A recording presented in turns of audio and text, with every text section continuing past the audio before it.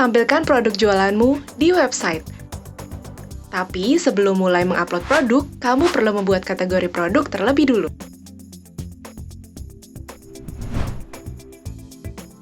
Pertama, masuk ke dashboard admin panel Circlo Store dan klik Web Store. Kemudian klik kategori.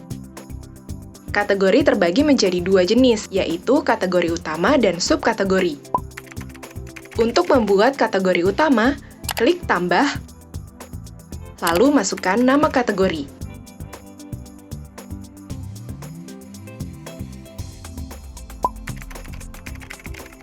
Klik box pada opsi aktifkan, lalu klik simpan.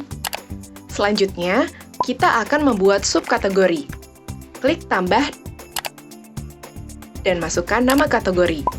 Pilih kategori utama pada opsi parent kategori,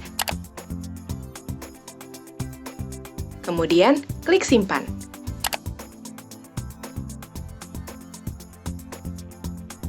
Kategori produk berhasil dibuat dan siap digunakan.